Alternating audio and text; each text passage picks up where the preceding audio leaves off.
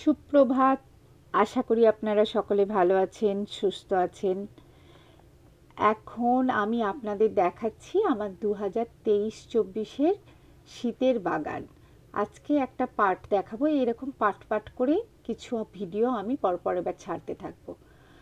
এটা এখন হলিহক, দেখতে পাচ্ছেন কি অসাধারণ কালার, আর প্রচুর লম্বা হয় গাছগুলো।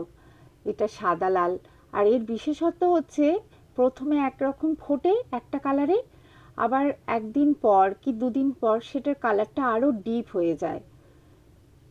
মানে অদ্ভুত সুন্দর দেখতে লাগে। জানি না মোবাইলে কতটা ভালো দেখাতে পাচ্ছি। এই যে এইটা সাদাটা একরকম ফুটে, আবার পরের দিন ঠিক এই কালারটা হয়। এখানেও বোঝা যাচ্ছে ডিফারেন্সটা, প্রথমে একরকম ফোটে, আবার পরে একটা ডিপ হয়ে যায়। এর বিশেষত্বটা এটাই, মানে যত দিন যায় এর রূপ আরো খুলতে থাকে।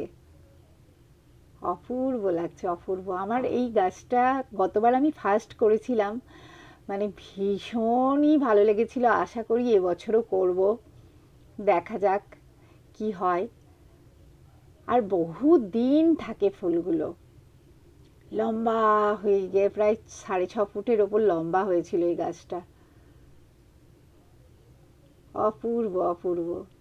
আর পাতাগুলো, বুঝতে পাচ্ছেন কিনা জানি না, পাতাগুলো মনে হবে যে খাওয়া যাবে, প্লেটের মতো আর কি।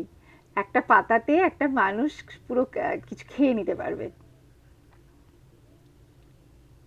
এটা জেরেনিয়াম, ঠিক লাল না, আবার পিঙ্কও না, একটা অন্যরকম। এটা পিঙ্ক, সবে তখন ফুটতে শুরু করেছিল, পরে অনেক স্টিক বেরিয়েছিল। এটা মালভা। এই ফুলটাও অপূর্ব, আমি পরপর 2 বছর করলাম। অসাধারণ, এও অনেক দিন থাকে, আর দেখতে অপূর্ব অপূর্ব দেখতে। একদম গাছ ভর্তি ফুল হয়ে থাকে অনেক